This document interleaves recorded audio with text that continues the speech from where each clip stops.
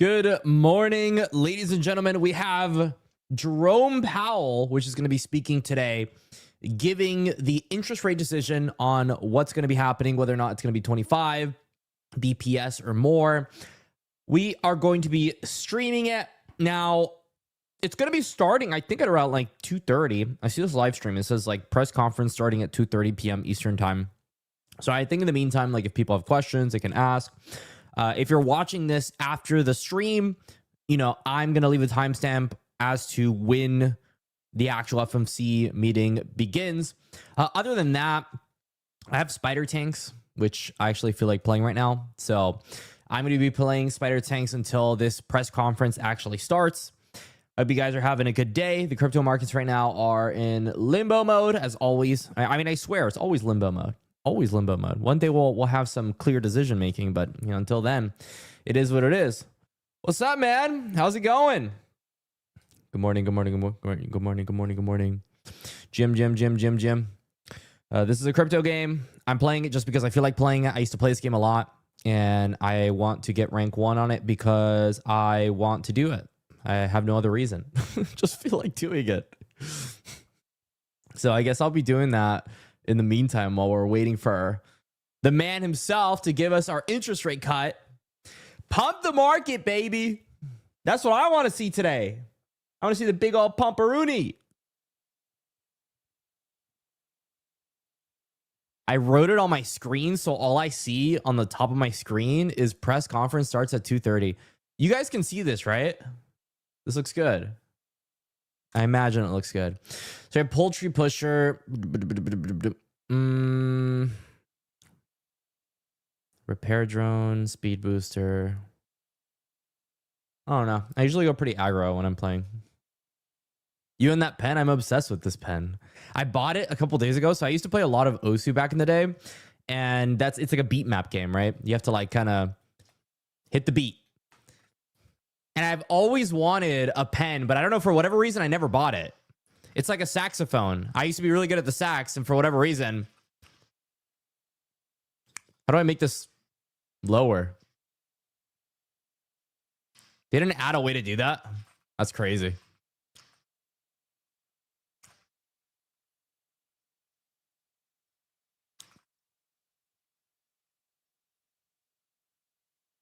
All right. We're actually ahead right now. But yeah, I've always wanted this pen. I don't know why I didn't get it. So I just decided to grab the pen.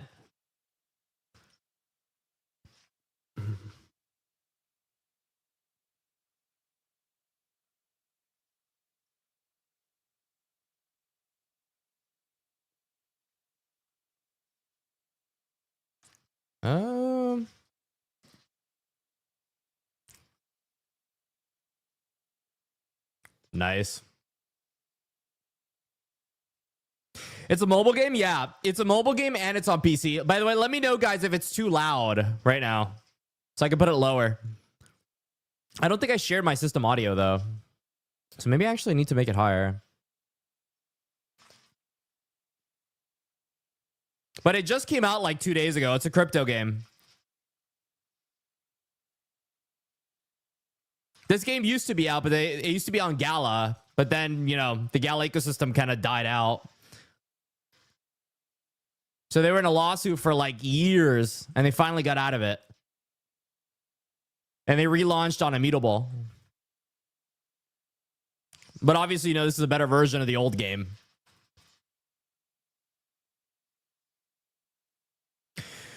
Do I earn coins?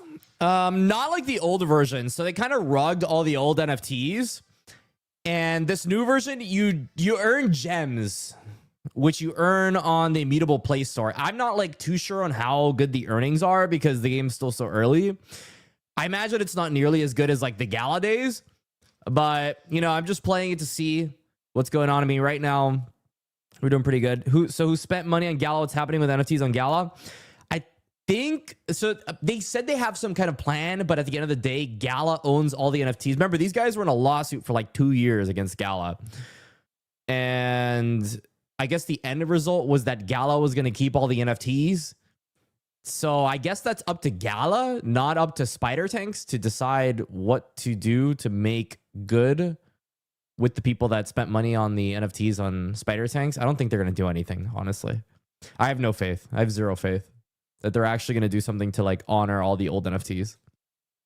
It's just too much money. It's way too much money for Spider Tanks. And plus Gala's like Gala. So they're busy with their own things.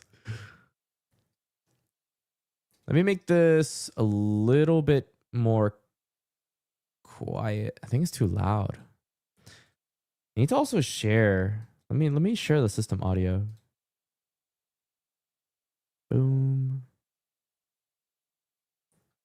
Oh, it only shares tabs. Yo, this thing sucks.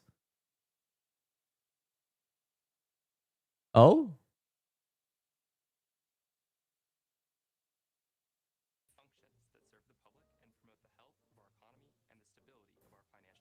All right, we're starting to get something. I'll keep this on the left side so we can see when this thing ends up starting, and I'll pop it up for you guys. But no, the Fed chair interest rate decision hasn't started, guys. Don't get too excited yet. I spent so much money. Watch KL, watches Watch KL, play Watch Crypto Game. I fucking love that. You're not fucking wrong though, dude. Everybody in crypto gaming is fucking washed. We're so washed. But it's all right. I mean, can we complain though? Honestly, can we complain? I mean, you could complain because you're back from 2017. Dude, you should have made $3 billion off the crypto space if you got in that early. I got in. I pretty much grew this entire channel during the bear market. I actually don't think. Wait, this channel. Most popular video. Yeah, pretty much like a month before. And then it got shut down during the peak of the bull market. So yeah, it's all bear market. It's like the most tragic story I've ever had. But I mean, I cannot complain about how this cycle has gone. We survived. And that is something to be happy about. That's all I can say about that. We survived. Everything else about it sucked. You're California poor? Yeah, I'm Florida poor. I'm Miami proper poor. That's the equivalent. Miami proper poor. It's also expensive here. I will say, though, the people in New York that keep coming, they all say it's so cheap to live here. They're like, oh, yeah, we might be paying like $5K a month for rent, but you know, it's dirt cheap here, guys, compared to New York. I'm like, what are you talking about? What is wrong with these people? Anyway, I will be washed and proudly play this game.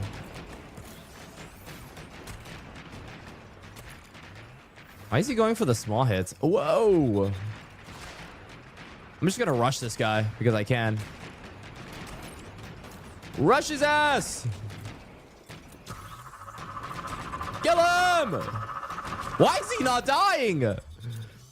No, none of the NFTs transferred over. Dude, they're on IMX. I was like, interesting. I need to talk to IMX because I don't know anything that's happening on IMX. But apparently the Spider Tanks guys are like, yeah, you know, these guys are cooking right now. So maybe there's something that I'm not seeing, which I think could be interesting. I don't know, dude. Crypto gaming is so boring right now. I'm trying to find a reason to do something in crypto gaming. I was at the YGG Art Basel and that was cool. Nice. But it wasn't like, oh, I'm so bullish. I'm looking forward to 100x gains off my YGG bags. Okay, can we? I'm gonna go for this. Whoa, guys. Oh, he got it. He got it. He got it. He got it. I'll let him get the HP. Whoa. Holy crap. But nah, it's still pretty depressing.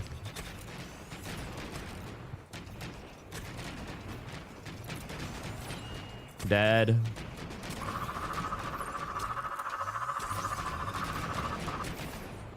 Rush him!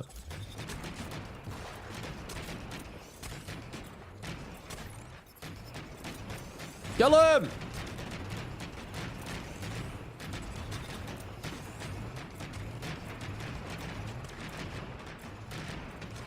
I have to like lock in right now.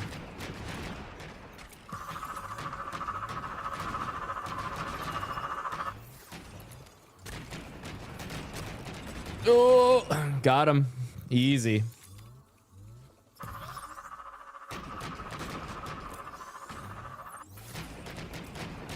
Yeah, I don't think they have much of a chance here.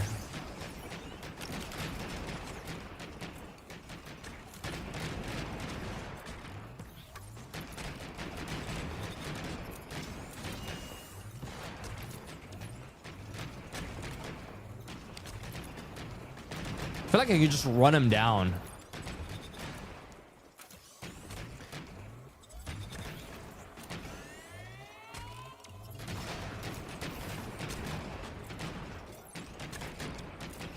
No. Oh, fuck.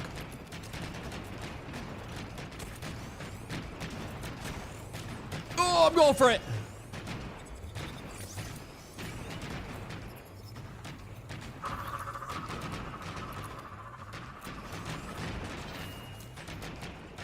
They added some new mechanics, which I thought were pretty cool. The dash, I think, is interesting. Like, I used to go relay drone every game. Now I don't really need to go relay drone, which I'm like, okay about. That's cool. I think the game is in a better state than it was before. It's like it's more balanced than it was before. But is that enough? No cuts, sell everything. Dude, if they don't cut, I swear I'm going to soil myself.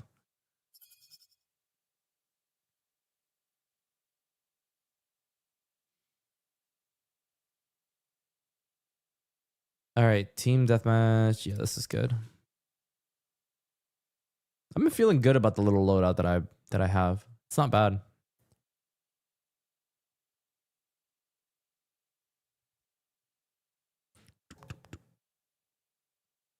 Everyone's getting liquidated. What's the price of Bitcoin right now? 92. It's not bad. 92.5. All right.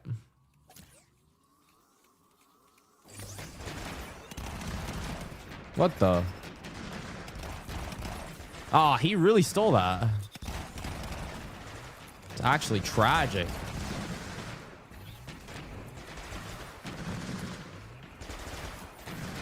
Die, IMX.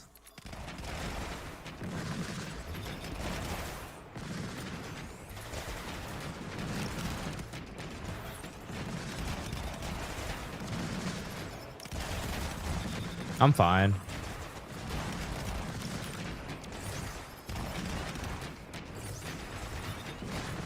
Oh, nice. You got both of them.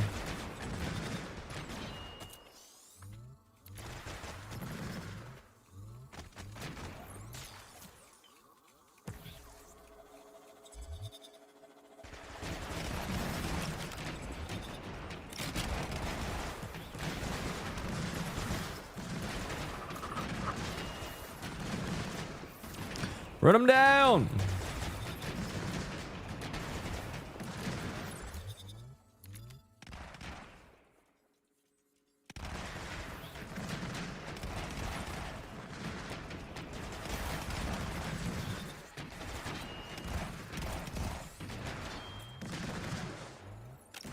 I feel like I'm just bullying these people.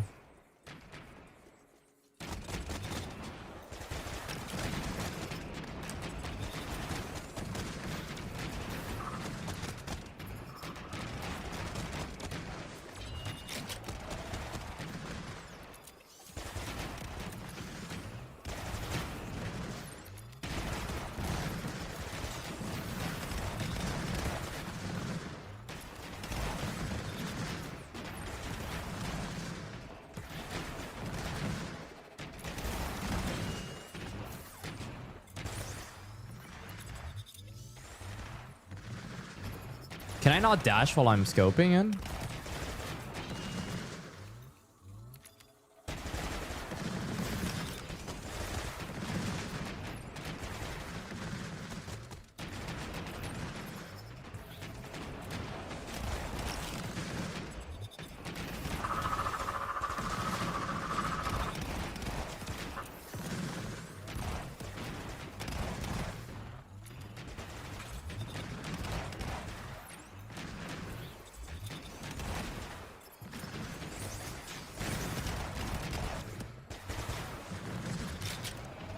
Oh, come on. He actually gets out of that.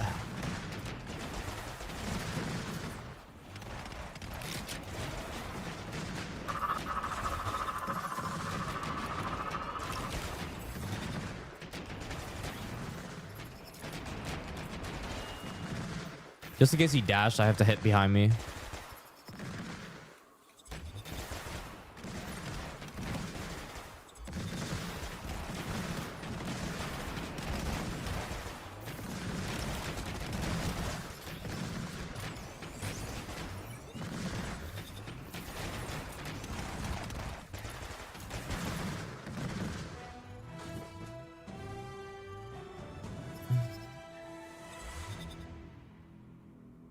Come on, go, go, go, go, go, go, go, go, go.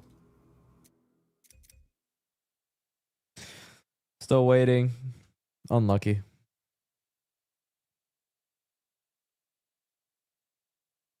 How many people we got on here?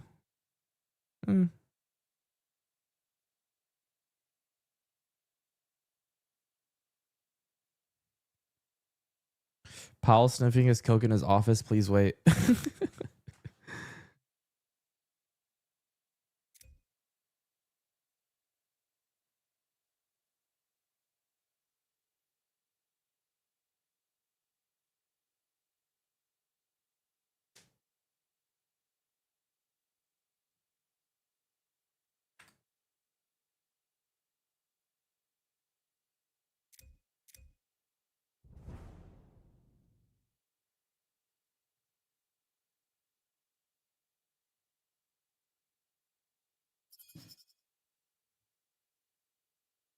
Someone here? Dexter. Yeah, this should be easy.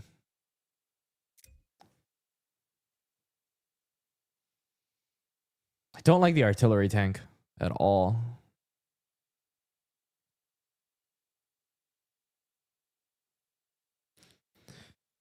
Hello, my Hedera friend.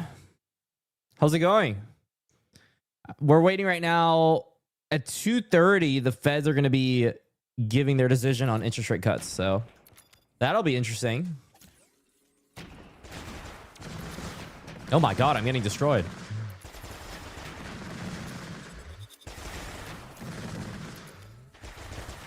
I need to get my health back. Bomb. All right, let's push him.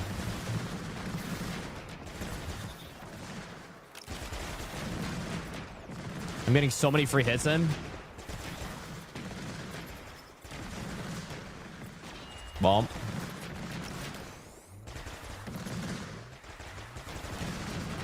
He's going for the trade. Waiting for Sir Powell, same. You think he's going to cut, right? Imagine if he didn't cut. Do you think he's going to cut in January? I don't know if he's going to cut in January.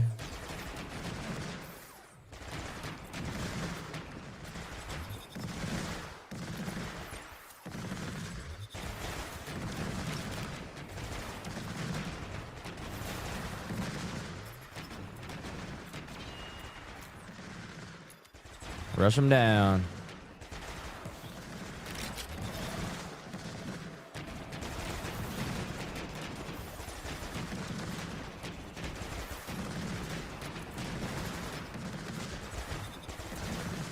Ow.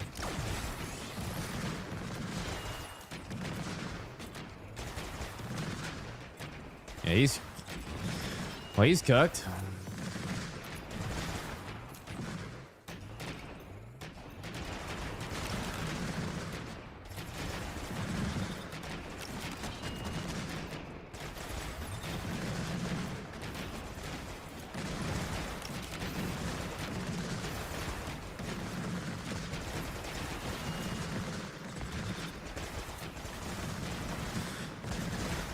Why do they keep trying to kill me? We will trapped. Everyone talks about cuts. Paul says, shut up, no cuts. Imagine, because he's getting fired anyway. So there is a chance that he just says, fuck it. And he doesn't do it. Like, everybody knows he's not going to stay in office. So he has no reason to do what the people want. He could just short the market, man. He just say, fuck this. Oh, I actually died there. Well played. He technically has no reason to have to cut.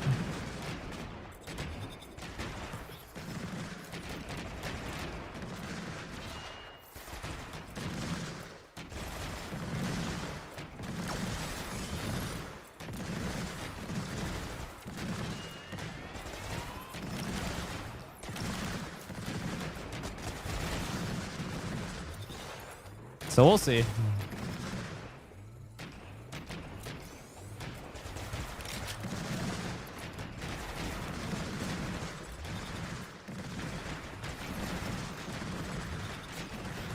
All right, let's rush him.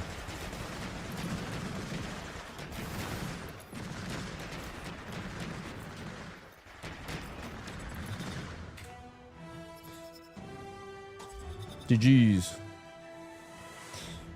H bar to $1.20. Let's go.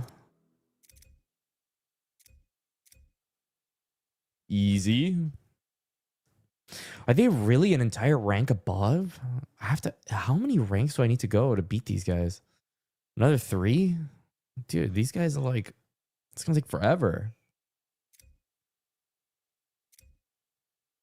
Yeah, they were duo queuing, so I guess that makes sense. Module locked due to not having enough mastery points. I need to get to what? Mastery level 10? What's up, Big A? All's good. Waiting for the market to show more signs of life. Today could be a big day for that. So why not stream it? Powell's going to be talking at 2:30. So he's going to be talking in what, like 30 minutes now? I am optimistic. I think he's going to do the cut. I mean, the markets think he's going to do the cut. There's a chance he doesn't do the cut. So we'll see.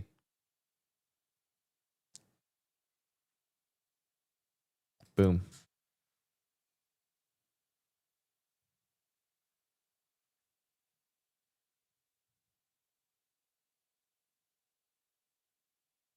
Looks like they are actually defending. At this time, Powell is the most powerful man. He is, though. Like, you would think it's Trump, but no. Like, he could say no, man. If he doesn't cut, oh my God. It might be time to capitulate, honestly. It's cooked.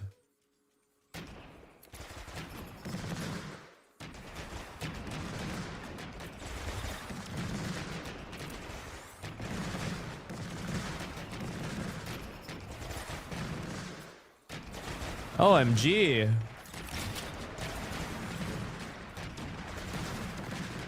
Oh, I actually choked so hard. I'm actually trash. Oh, that's bad. That's not good.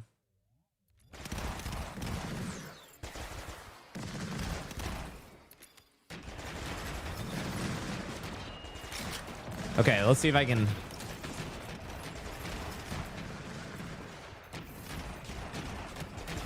Kill them! Oh my God, I actually died again. Oh, wait, they both left? You're joking. Come on, boys, stay in there.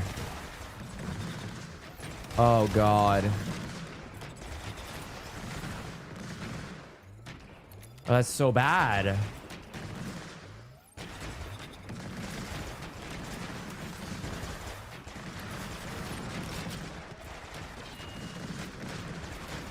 I have to go for the wipe.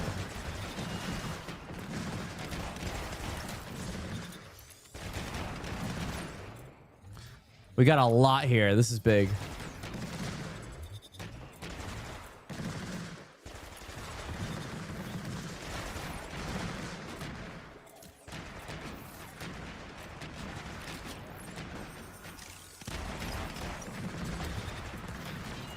He's a free kill.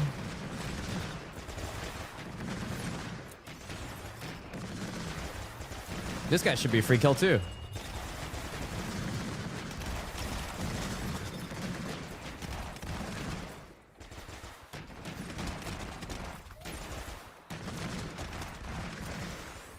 They both leave? Yeah, dude. They're being annoying, but it's okay. I got it.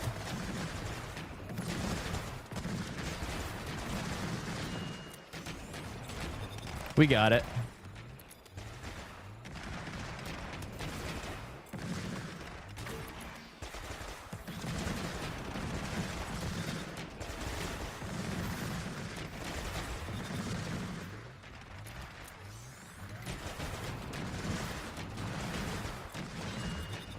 Nice.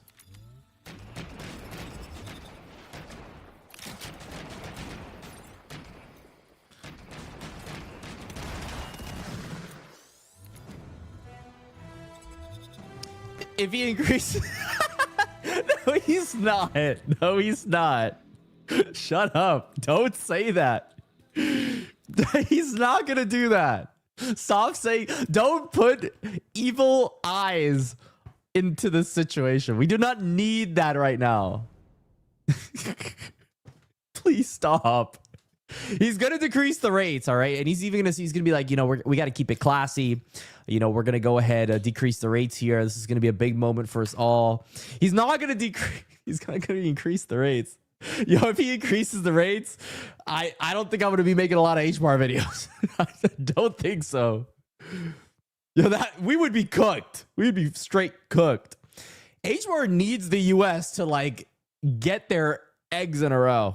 They really do. It's not looking good otherwise.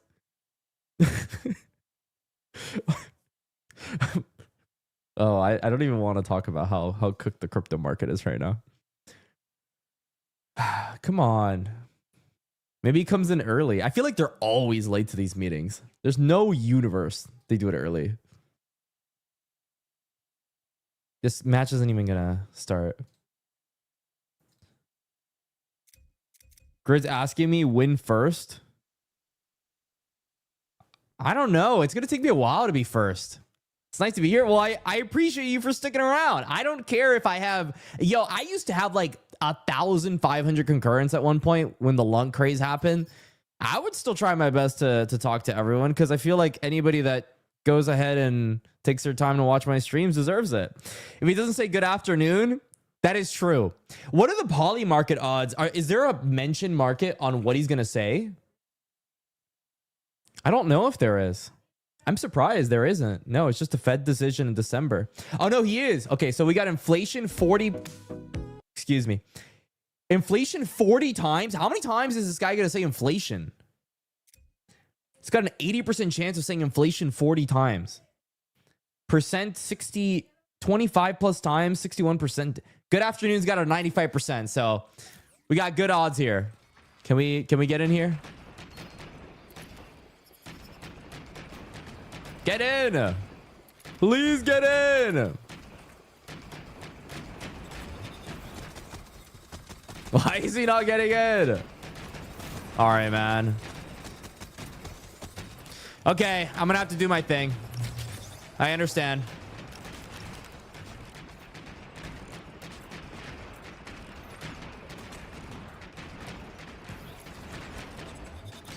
I'm gonna have to do my thing. All right, we got it all stopped. Why is my thing going backwards now? What are you talking about? How are we going backwards?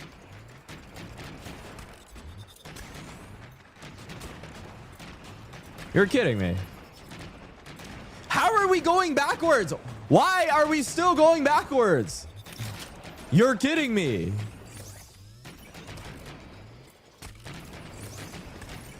Did we forget what mode we're playing? What the hell's going on here?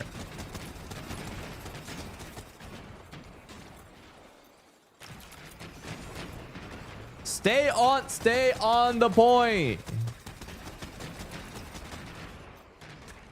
Please.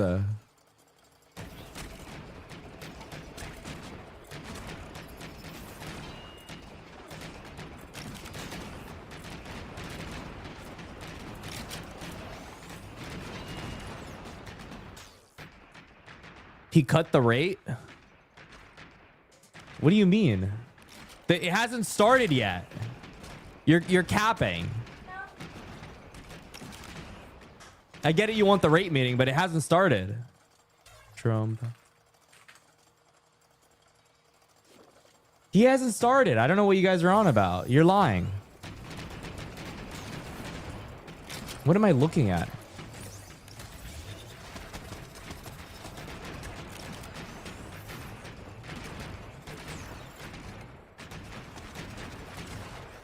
These people forgot what game mode they're playing.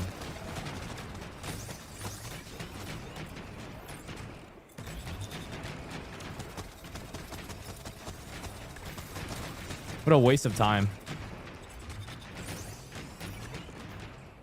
Wait, it's already done? But he hasn't even started talking. What are you talking about?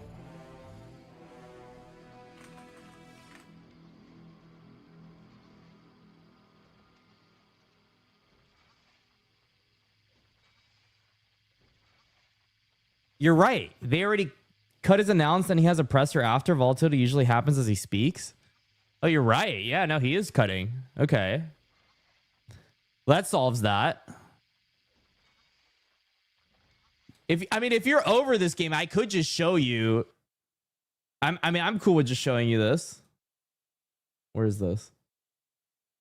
that's the press conference wait.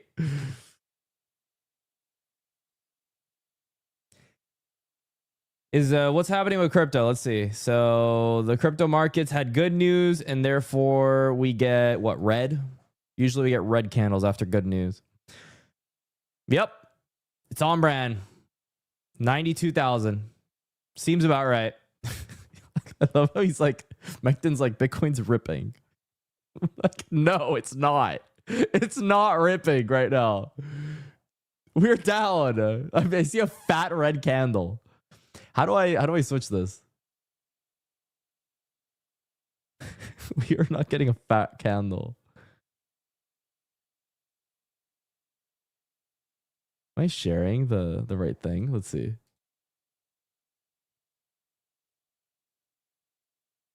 Bitcoin is indeed not ripping. Look at this. This is not good. How the vaccines were poison? Yes, I love this. This gets me very excited.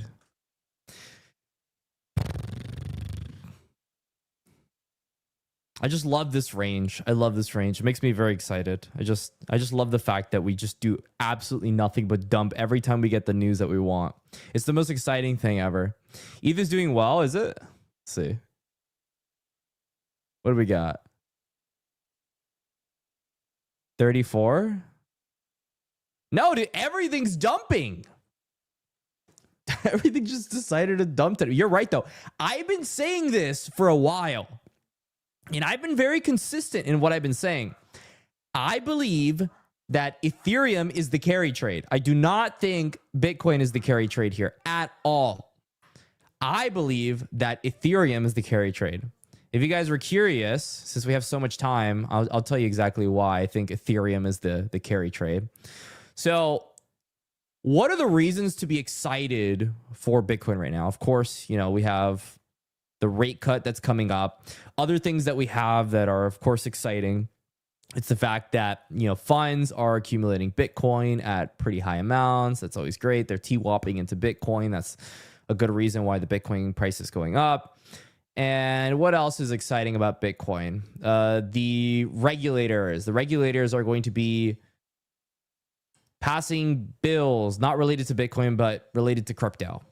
Now, I would say all of these reasons here make more sense with Ethereum. They make more sense with Ethereum. The rate cut is, I feel like it's going to benefit Ethereum more.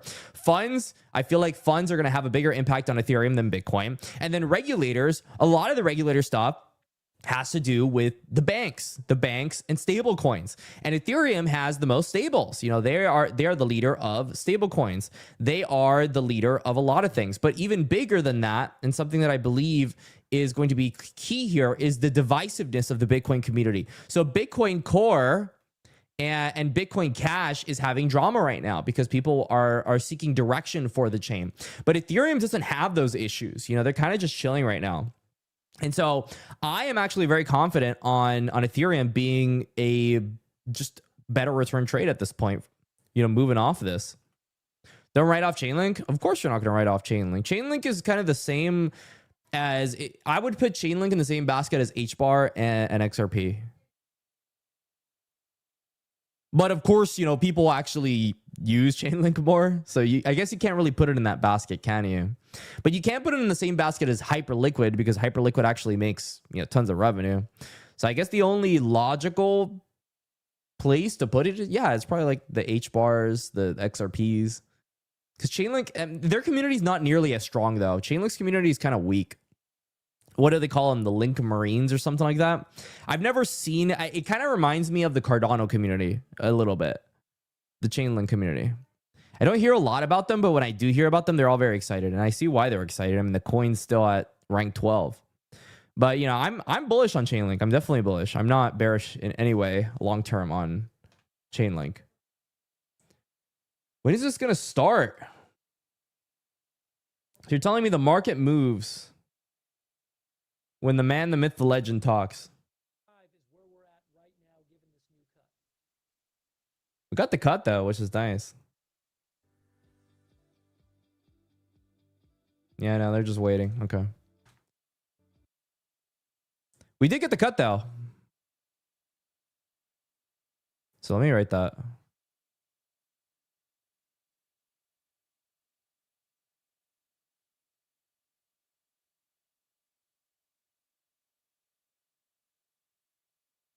Cool.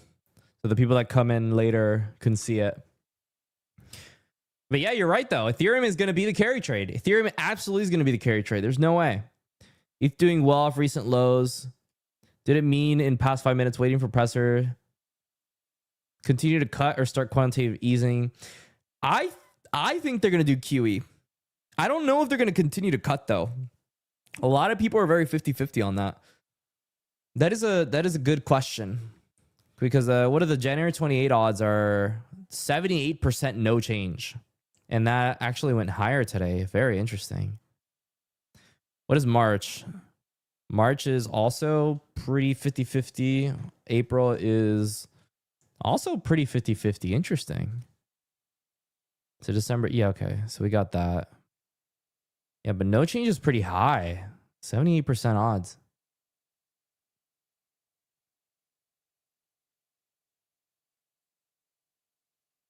This guy gonna talk.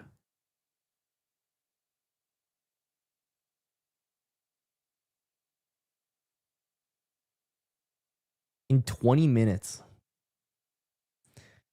The Fed decision is expected to feature rate cut and a lot more. Here's what to expect. Let's see what they got.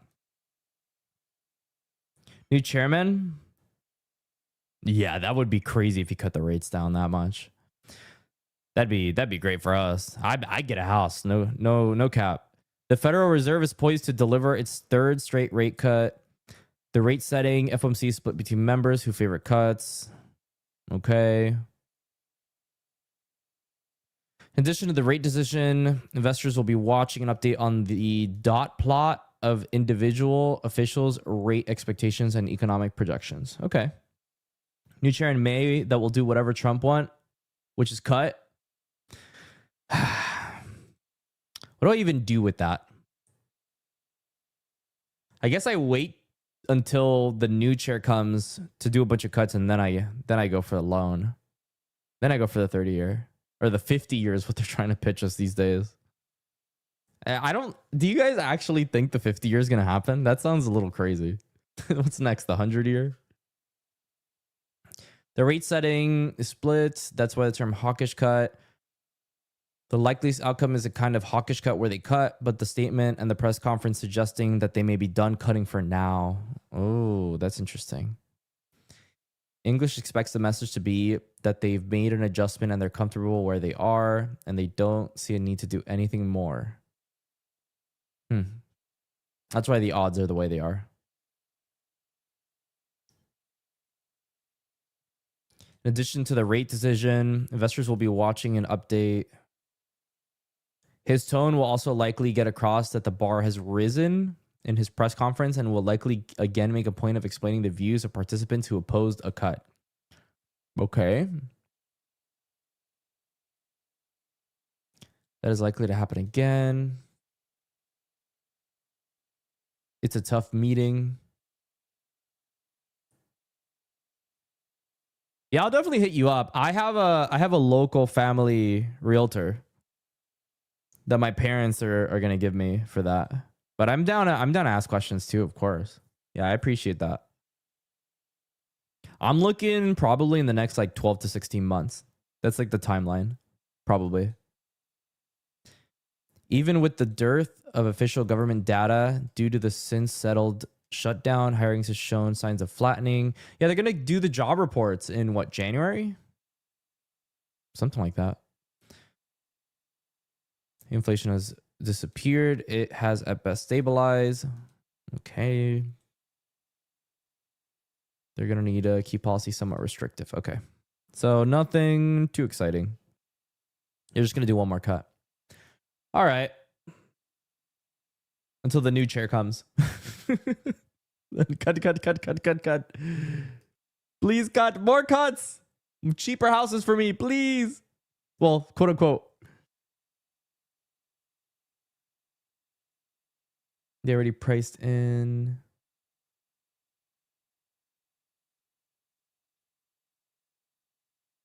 Cool.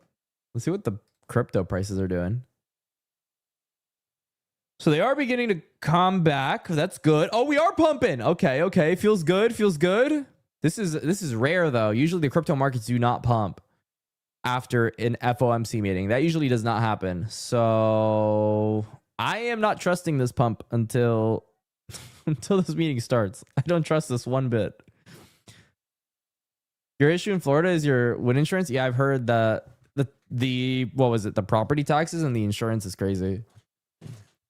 But I'm pretty sold on the fact that I want to get a house in Florida. Maybe not like $1 million condo. You know, I don't want to like lose all my money, but I'm pretty sold on the fact that I want to get my first place in Florida, more than likely. Probably somewhere in the Miami metropolitan area, which is going to be a pain in the ass to get, more than likely.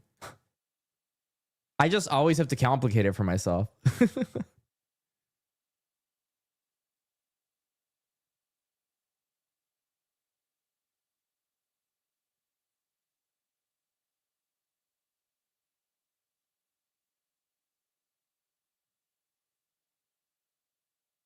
Yeah, we're pumping.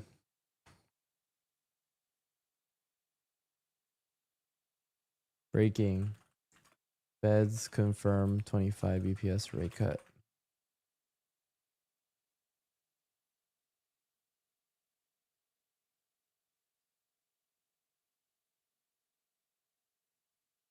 Yeah, let me get that post out. Feels good. Let's have 15 minutes.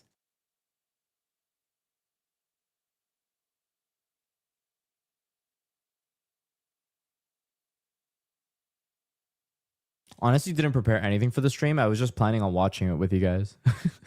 Like, I planned nothing.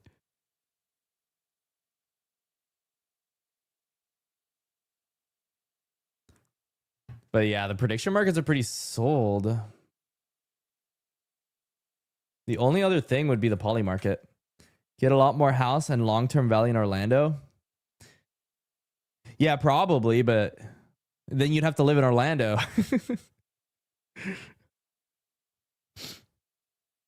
You know, it's like, do you want to live in Miami or do you want to live in Orlando? I don't know.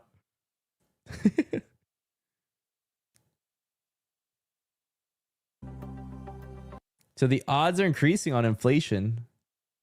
Oh no, they're actually decreasing. Does he say AI that many times? There's not a lot of volume. Percent 25 plus times. Where would you even grab a place in Orlando? How much are houses in Orlando? I have no idea. I haven't even looked. For sale. Oh yeah, I mean, no, but that's a condo. They're cheap. But these are condos. I don't want, not a condo. Eh.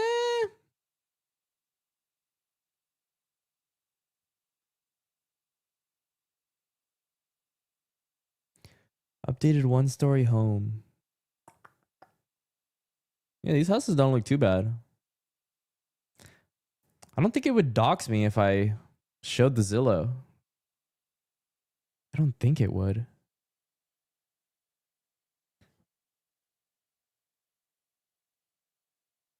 It's not like it has my address. Okay. All right, cool.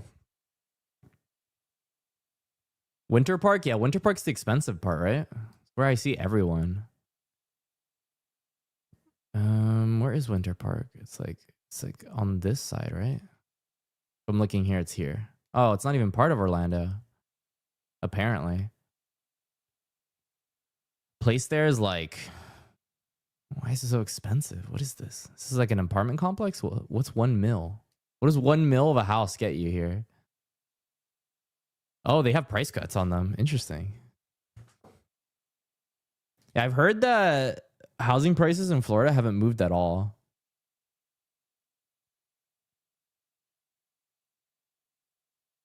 Over the past couple years.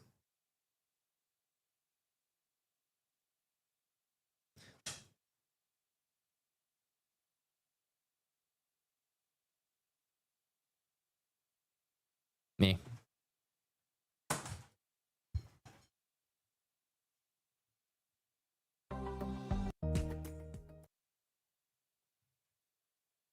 Ten more minutes.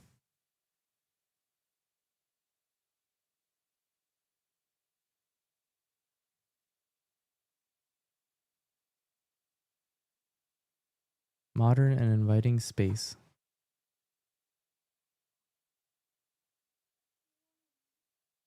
Yeah.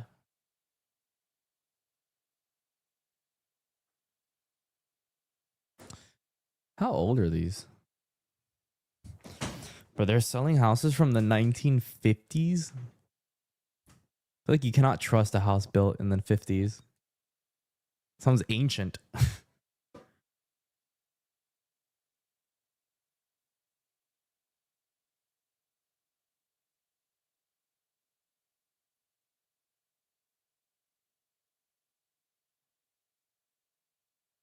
Cool.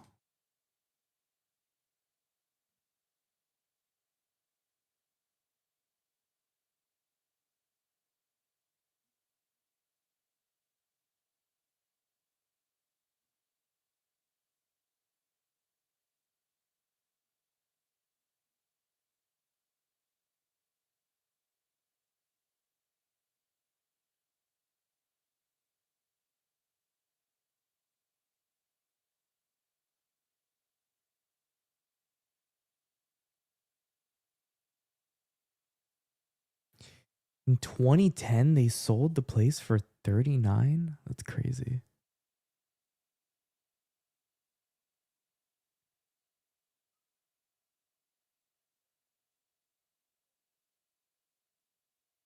It's like a tiny plot of land.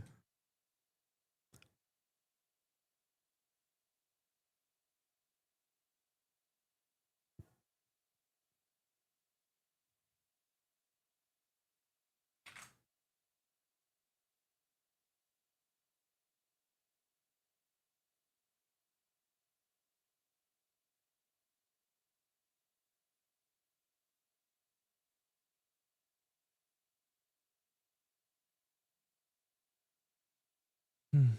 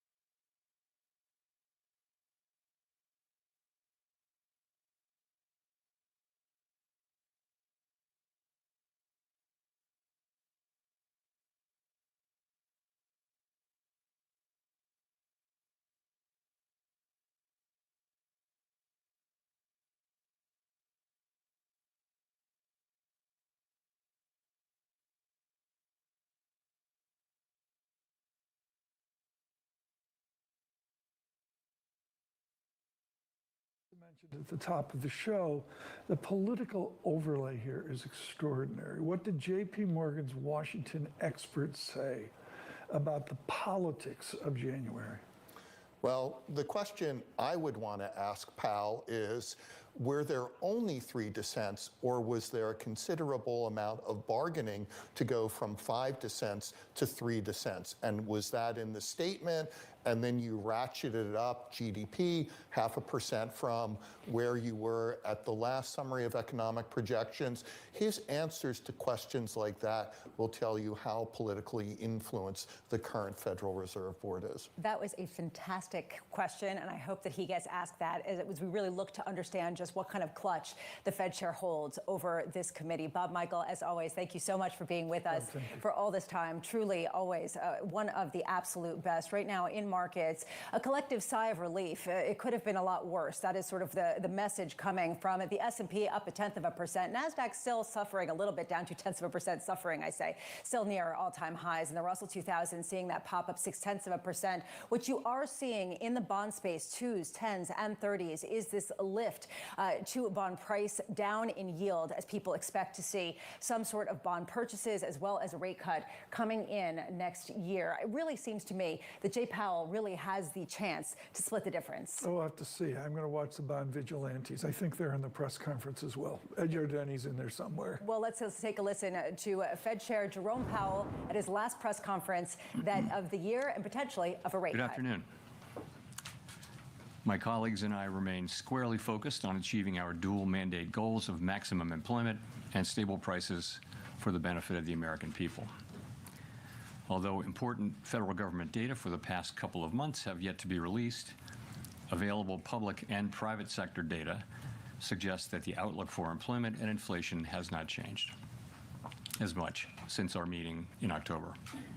Conditions in the labor market appear to be gradually cooling, and inflation remains somewhat elevated. In support of our goals, in light of the balance of risks to employment and inflation, today the Federal Open Market Committee decided to lower our policy interest rate by a 0.25 percentage point. As a separate matter, we also decided to initiate purchases of shorter-term Treasury securities solely for the purpose of maintaining an ample supply of reserves over time, thus supporting effective control of our policy rate. I will have more to say about monetary policy and its implementation after briefly reviewing economic developments. Although some key government data have yet to be released, available indicators suggest that economic activity has been expanding at a moderate pace. Consumer spending appears to have remained solid, and business fixed investment has continued to expand. In contrast, activity in the housing sector remains weak. The temporary shutdown of the federal government has likely weighed on economic activity in the current quarter, but these effects should be mostly offset by higher growth next quarter, reflecting the reopening. In our summary of economic projections, the median participant projects that real GDP will rise 1.7% this year and 2.3% next year, somewhat stronger than projected in September. In the labor market, although official employment data for October and November are delayed, available evidence suggests that both layoffs and hiring remain low, and that both households' perceptions of job availability and firms' perceptions of hiring difficulty continue to decline. The official report on the labor market for September, the most recent release, showed that the unemployment rate continued to edge up, reaching 4.4%, and that job gains had slowed significantly since earlier in the year. A good part of the slowing likely reflects a decline in the growth of the labor force due to lower immigration and labor force participation, though labor demand has clearly softened as well. In this less dynamic and somewhat softer labor market, the downside risks to employment appear to have risen in recent months. In our SEP, the median projection of the unemployment rate is 4.5% at the end of this year and edges down thereafter. Inflation has eased significantly from its highs in mid-2022, but remains somewhat elevated relative to our 2% longer-run goal. Very little data on inflation have been released since our meeting in October. Total PCE prices rose 2.8% over the 12 months ending in September, and excluding the volatile food and energy categories, core PCE prices also rose 2.8%. These readings are higher than earlier in the year as inflation for goods has picked up, reflecting the effects of tariffs. In contrast, disinflation appears to be continuing for services. Near-term measures of inflation expectations have declined from their peaks earlier in the year, as reflected in both market and survey-based measures. Most measures of longer-term expectations remain consistent with our 2% inflation goal. The median projection in the SEP for total PCE inflation is 2.9% this year and 2.4% next year, a bit lower than the median projection in September. Thereafter, the median falls to 2%. Our monetary policy actions are guided by our dual mandate to promote maximum employment and stable prices for the American people. At today's meeting, the committee decided to lower the target range for the federal funds rate by a quarter percentage point to 3.5 to 3.75%. In the near term, risks to inflation are tilted to the upside and risks to employment to the downside, a challenging situation. There is no risk-free path for policy as we navigate this tension between our employment and inflation goals. A reasonable base case is that the effects of tariffs on inflation will be relatively short-lived, effectively a one-time shift in the price level. Our obligation is to make sure that a one-time increase in the price level does not become an ongoing inflation problem. But with downside risks to employment having risen in recent months, the balance of risks has shifted. Our framework calls for us to take a balanced approach in promoting both sides of our dual mandate. Accordingly, we judged it appropriate at this meeting to lower our policy rate by a quarter percentage point. With today's decision, we have lowered our policy rate 0.75 of a percentage point over our last 3 meetings. This further normalization of our policy stance should help stabilize the labor market while allowing inflation to resume its downward trend toward 2% once the effects of tariffs have passed through. The adjustments to our policy stance since September bring it within a range of plausible estimates of neutral and leave us well positioned to determine the extent and timing of additional adjustments to our policy rate based on the incoming data, the evolving outlook, and the balance of risks. In our summary of economic projections, FOMC participants wrote down their individual assessments of an appropriate path of the federal funds rate under what each participant judges to be the most likely scenario for the economy. The median participant projects that the appropriate level of the federal funds rate will be 3.4% at the end of 2026 and 3.1% at the end of 2027, unchanged from September. As is always the case, these individual forecasts are subject to uncertainty, and they're not a committee plan or decision. Monetary policy is not on a preset course, and we will make our decisions on a meeting-by-meeting basis. Let me turn now to issues related to the implementation of monetary policy, with the reminder that these issues are separate from and have no implications for the stance of monetary policy. In light of the continued tightening in money market interest rates relative to our administered rates and other indicators of reserve market conditions, the committee judged that reserve balances have declined to ample levels. Accordingly, at today's meeting, the committee decided to initiate purchases of shorter-term Treasury securities, mainly Treasury bills, for the sole purpose of maintaining an ample supply of reserves over time. Such increases in our securities holdings ensure that the federal funds rate remains within its target range and are necessary because the growth of the economy leads to rising demand over time for our liabilities, including currency and reserves. As detailed in a statement released today by the Federal Reserve Bank of New York, reserve management purchases will amount to $40 billion in the first month and may remain elevated for a few months to alleviate expected near-term pressures in money markets. Thereafter, we expect the size of reserve management purchases to decline, though the actual pace will depend on market conditions. In our implementation framework, an ample supply of reserves means that the federal funds rate and other short-term interest rates are primarily controlled by the setting of our administered rates, rather than day-to-day discretionary interventions in money markets. In this regime, standing repurchase agreement, or repo operations, are a critical tool to ensure that the federal funds rate remains within its target range, even on days of elevated pressures in money markets. Consistent with this view, the committee eliminated the aggregate limit on standing repo operations. These operations are intended to support monetary policy implementation and smooth market functioning, and should be used when economically sensible. To conclude, the Fed has been assigned 2 goals for monetary policy: maximum employment and stable prices. We remain committed to supporting maximum employment, bringing our inflation sustainably down to our 2% goal, and keeping longer-term inflation expectations well anchored. Our success in delivering on these goals matters to all Americans. We understand that our actions affect communities, families, and businesses across the country. Everything we do is in service to our public mission. At the Fed, we will do everything we can to achieve our maximum employment and price stability goals. Thank you, and I look forward to your questions. Howard. Thank you. Howard Schneider with Reuters. Just first turning to the statement, just to be clear, we're on the same page here. The insertion of the phrase, considering the extent and timing of additional adjustments, does that indicate that the Fed is now on hold until there's some clearer signal from inflation or jobs or the evolution of the economy along the baseline outlook? So, yes, the adjustments since September bring our policy within a broad range of estimates of neutral. And as we noted in our statement today, we are well positioned to determine the extent and timing of additional adjustments based on the incoming data, the evolving outlook, and the balance of risks. That new language points out that we'll carefully evaluate that incoming data.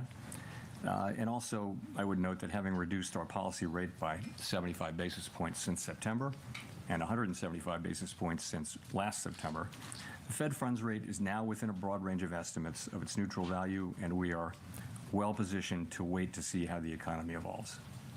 And if I could follow up on the outlook there, it seems like with the additional GDP growth coupled with easing inflation and a fairly steady unemployment rate, this seems like a pretty optimistic outlook for next year.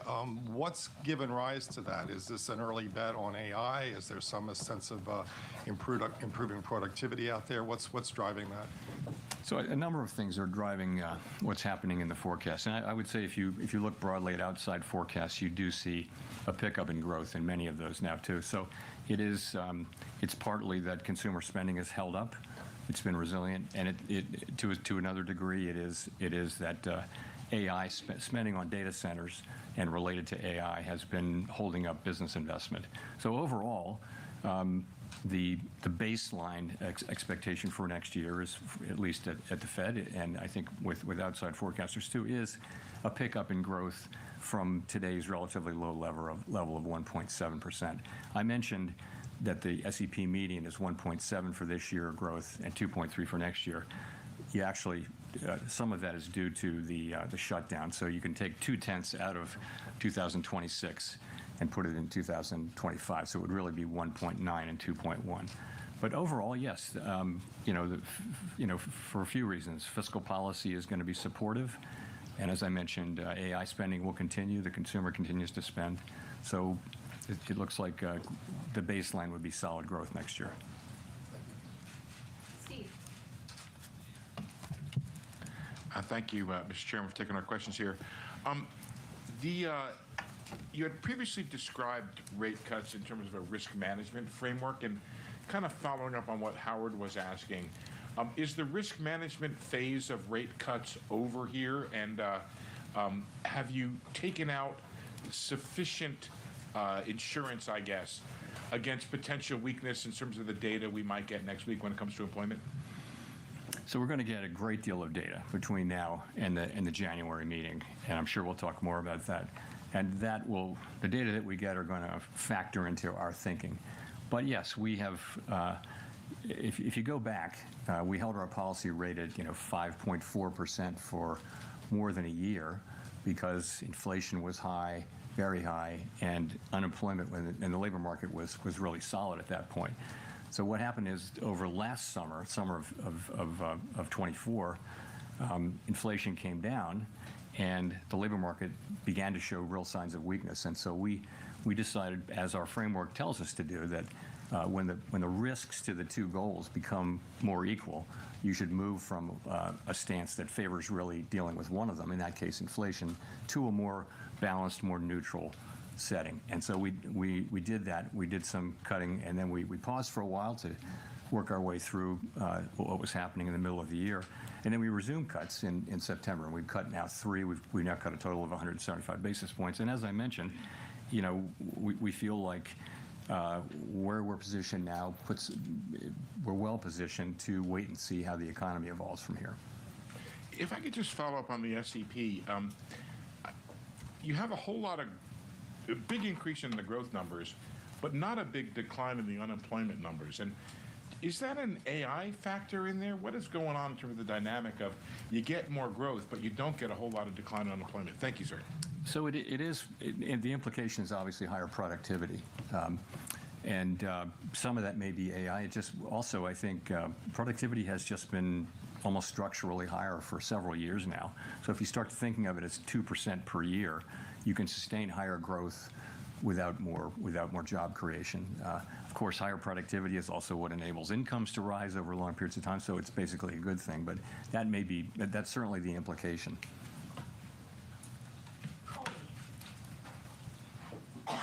Thank you. Colby Smith with the New York Times. Today's decision was clearly very divided. It wasn't just the 2 official dissents against a cut, but there were also soft dissents from 4 others. And I'm just wondering if this reluctance from several people to support recent reductions suggests that there is a much higher bar for cuts in the near term. And what exactly does the committee need to see if things are well positioned right now to support a January reduction? Sure. So let me just say, as I mentioned, and as I've mentioned here before, the situation is that our 2 goals are a bit in tension, right? So interestingly, everyone around the table at the FOMC agrees that inflation is too high and that we want it to come down, and agrees that the labor market has softened and that there's further risk. Everyone agrees on that. Where the difference is how do you weight those risks, and what does your forecast look like, and where do you, ultimately where do you think the bigger risk is, and it's very unusual to have persistent tension between the 2 parts of the mandate, and when you do, this is what you see, and I think it's actually what you would expect to see, and we do see it. Meanwhile, the discussions we have are as good as any we've had in my 14 years at the Fed. They're very thoughtful, respectful, and you just have people who have strong views, and we come together and we reach a place where we can make a decision. We made a decision today. We had 9 out of 12 supported it, so fairly broad support. But it's not like the normal situation where everyone agrees on the direction and what to do. It's more spread out, and I think that's only inherent in the situation. In terms of what it would take, we all have an outlook in terms of what's going to come, but I think ultimately, having cut 75 and the effects of the 75 basis points will only begin to be coming in. As I've said before a couple of times, we're well positioned to wait to see how the economy evolves. We'll just have to see. And we will get, as you know, quite a bit of data. I should mention on the data, as long as I'm talking about it, that we're going to need to be careful in assessing, particularly the household survey data. There are very technical reasons about the way data are collected in some of these measures, both in inflation and in labor, in the labor market, so that the data may be distorted and not just sort of more volatile, but distorted, and that's really because data was not collected in October and half of November. So we're going to get data, but we're going to have to look at it carefully and with a somewhat skeptical eye by the time of the January meeting. Notwithstanding that, we will have a lot of the December data by the time of the January meeting. So we expect to see a lot more, but I'm just saying that what we get for example, CPI or for the household survey, we're gonna look at that really carefully and understand that it may be distorted by very technical factors. And just one more question on dissents. I mean, you talk about it in a very positive way, just given the complicated nature of the situation we're in economically. But Is there any point in which those dissents become counterproductive, either to the Fed's communication and the messaging around the policy path forward? I don't feel that we're at that point at all. I don't. I would say, again, these are good, thoughtful, respectful discussions. And you hear people say, and you hear many outside analysts say the same thing. I could make a case for either side. I mean, I could make that case. It's a close call. We have to make decisions, and we always hope that the data will give us a clear read. But in this situation, you have competing. If you look through the SEP, you'll see that a very large number of participants agree that risks are to the upside for unemployment and to the upside for inflation. So what do? You've got one tool. You can't do two things at once. So at what pace do you move? What size moves do you make, and that kind of thing? And what's the timing of them? It's a very challenging situation. I think we're in a good place to, as I mentioned, to wait and see how the economy evolves. Nick.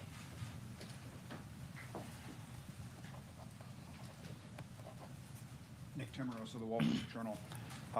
Chair Powell, there's been some discussion recently of the 1990s. In the 1990s, the committee did two discrete sequences of 3 quarter-point cuts, one in 1995-96 and one in 1998.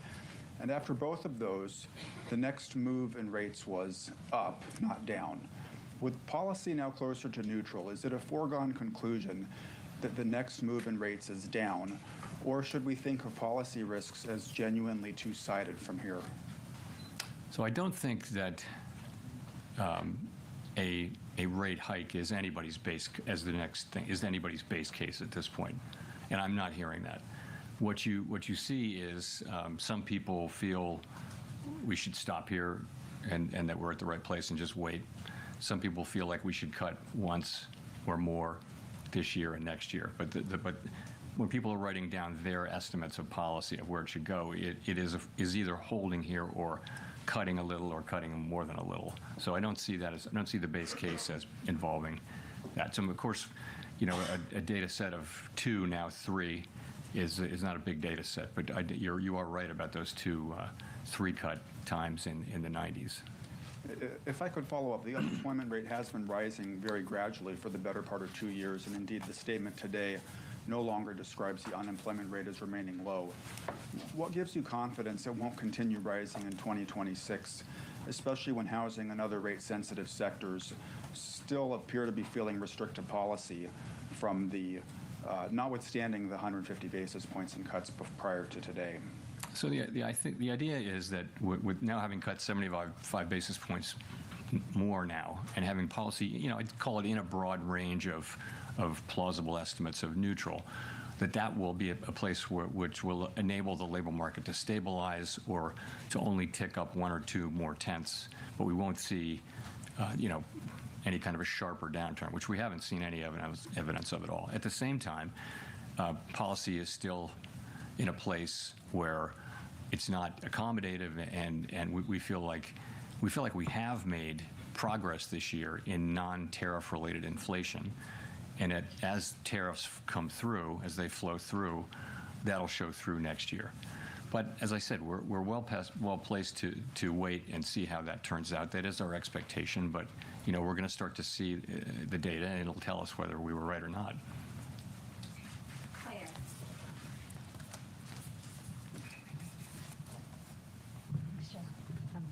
Claire Jones, Financial Times. A lot of people interpreted your comments at the October meeting that, when there's a foggy situation, we slow down, to mean that, there wouldn't be a cut now, there'd be a cut in January instead. So it'd be good to get a sense of why did the committee decide to move today rather than to move in January instead? Thank you. Right. So in October, I said that there was no certainty of moving, and that was indeed correct. I said it's possible you could think about it that way, but I was careful to say other people could look at it differently. So why did we move today? I would say point to a couple things. First of all, gradual cooling in the labor market has continued. Unemployment is now up 0.3 from June through September. Payroll jobs averaging 40,000 per month since April. We think there's an overstatement in these numbers by about 60,000, so that would be negative 20,000 per month. And also, just to point out one other thing, surveys of households and businesses both show declining supply and demand for workers. So I think you can say that the labor market has continued to cool gradually, maybe just a touch more gradually than we thought. In terms of inflation, it's come in a touch lower, and I think the evidence is kind of growing that what's happening here is services inflation coming down, and that's offset by increases in goods, and that goods inflation is entirely in sectors where there are tariffs. So that does build on the story, and so far it's only a story that that the goods inflation, which is really the source of the excess at this point, almost more than half the source of the excess inflation is goods, is tariffs. And you've got to say then, so what do we expect from tariffs? And I would say that is to some extent down to looking for broader economic heat. Do we see a hot economy? Do we see constraints? Do we see what's going on with wages? You saw the ECI report today. It doesn't feel like a hot economy that wants to generate, Phillips curve kind of inflation. So we look at all those things, and we say that this was a decision to make. It obviously wasn't unanimous, but overall that was the judgment that we made, and that's the action we took. Just on the ample reserves point, how concerned were people around the table about some of the tensions we've seen in money markets? Thank you. I wouldn't say concerned. So what really happened is this. Balance sheet shrinkage, sometimes called QT, went on. We had a framework in place for monitoring it, and nothing happened. The overnight reverse repo facility went down pretty much close to zero. And then beginning in September, the federal funds rate started to tick up within the range, right? And it ticked up almost all the way to interest on reserve balances. There's nothing wrong with that. What that's telling you is that we're actually in an ample reserves regime. So, we knew this was going to come.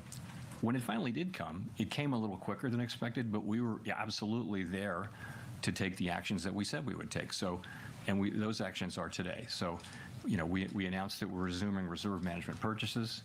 That is completely separate from monetary policy. It's just we need to keep an ample supply of reserves out there. Why so big? The answer to that is, if you look ahead, you'll see that April 15th is coming up, and our framework is such that we want to have ample reserves even at times when reserves are at a low level temporarily. So that's what happens on tax day. People pay a lot of money to the government, reserves drop sharply and temporarily. So this seasonal buildup that we'll see in the next few months was going to happen anyway. It was going to happen because April 15th is April 15th. There's also a secular ongoing growth of the balance sheet. We have to keep reserves, call it constant, as it relates to the banking system or to the whole economy. And that alone calls for us to increase about $20–25 billion per month. So that's a small part. That's going on. It's also happening in the context of a temporary few-month front loading to get reserves high enough to get through the tax period in mid-April. So that's what's happening there.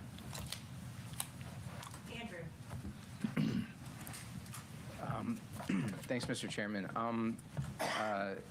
This is the last post-FOMC press conference before an important Supreme Court hearing next month. Can you talk about how you're hoping the Supreme Court will rule? And I'm just curious why the Fed's been so reticent on such a pivotal matter. It's not something I want to address here, Andrew. We're not legal commentators. It's before the courts, and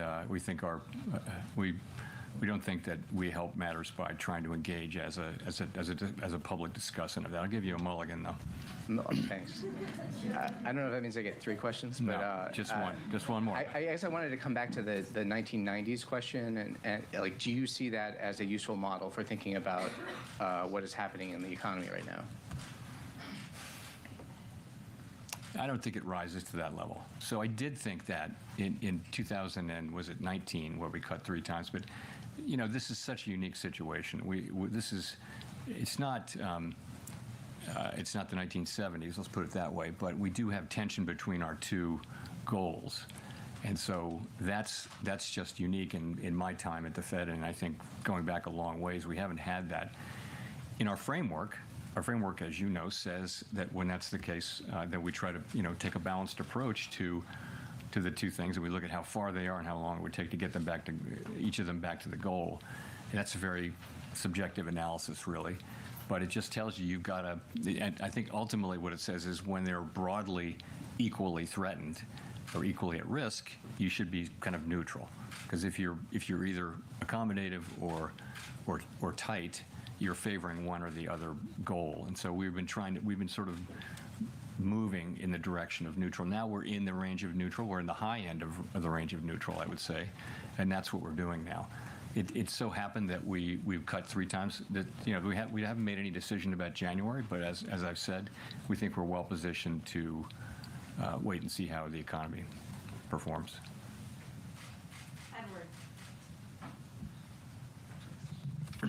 Thanks, Mr. Chairman. Edward Lawrence with Fox Business. I wanted to ask you, the inflation expectations has come down in your SEP report. Do you see the tariff price increases as passing through in the next 3 months? Is it a 6-month process that we're looking for that to end? And then because of that, is jobs the threat to the economy? So with tariff inflation, there's the announcement of a tariff, and then there's, they start to take effect, and then it takes some months. Goods may have to be shipped from other parts of the, it may take, quite a while for an individual tariff to take its full effect. But once it's had that effect, then the question is, isn't that just a one-time price increase? So we actually look at it, all of the announcements and what you get from all that. You see sort of for each one of them, there's a time period, and then it's fully in. So if there are no new tariff announcements, and we don't know that, but let's assume there are no major new tariff announcements, inflation from goods should peak in the first quarter or so, right, or roughly. We haven't been able to predict this with any precision. No one is. But call it the first quarter or so of next year should be the peak. And from here, it shouldn't be big. It should be a couple tenths or even less than that. We don't really have precision on this. And after that, again, if there are no new tariffs that are being announced that will take 9 months to get fully in, and 9 months is also an estimate, then you should start to see that coming down in the back half of next year. And I want to see if I could address sort of the elephant in the room. The president's been talking openly about a new Fed chairman. Does that hinder your current job right now or change your thinking at all? No. No mulligans for it. Michael McKee from Bloomberg Radio and Television. 10-year rates are 50 basis points higher than when you started cutting back in September of 2024, and the yield curve basically has been steepening. Why do you think that continuing to cut now, especially in the absence of data, is going to bring down the yield on the thing that will move the economy the most? So we're looking at the real economy and focusing on that. And you've got it when the long bonds move around, you've got to look at why they're moving around. If you look at inflation compensation, it's very, that's one part of it is inflation compensation break-evens. And they're at very comfortable levels. They're at levels consistent once you get out past the very short term now. Break-evens are at quite levels that are quite consistent with 2% inflation over time. So there's nothing happening with rates going up out there that suggests concern about inflation in the long term or anything like that. I mean, I look at these things pretty regularly. Same thing with surveys. Surveys are all saying that the public understands our commitment to 2% and expects us to get back there. So why are rates going up? It has to be something else. It must be, an expectation of higher growth or something like that. And that's a lot of what's been going on. I mean, you saw a big move, toward the end of last year, which was not to do with us. It was to do with other developments. Well, you just mentioned that the public is expecting you to get back to 2%, and Americans overwhelmingly are citing high prices, inflation as their #1 concern.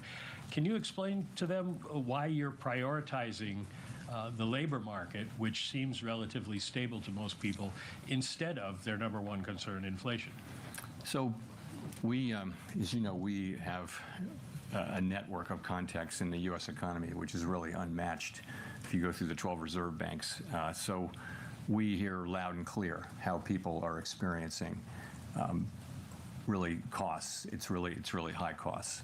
And a lot of that is not the current rate of inflation. A lot of that is just embedded higher cost due to higher inflation in 2022 and 23. So that's what's going on. And so the best thing we can do is restore inflation to its 2% goal, and our policy is intended to do that, but also have a strong economy where real wages are going up, where people are getting jobs and earning money, and we're going to need to have some years where real compensation is higher. It's positive, significantly positive. So nominal wages are higher than inflation, for people to start feeling good about the affordability issue. And so we're working hard on that. We're trying to keep inflation under control, but also support the labor market and strong wages, so that people are earning enough money and feeling economically healthy again. Victoria. Hi, Victoria Guida with Politico. Just to follow up on that, I mean, this is now the third time that you've cut this year and inflation is around 3%. So is the message that you're sort of trying to send with that you're okay with where inflation is for now, as long as people understand that at some point you still want to get back to 2% because inflation is relatively stable where it is? Everyone should understand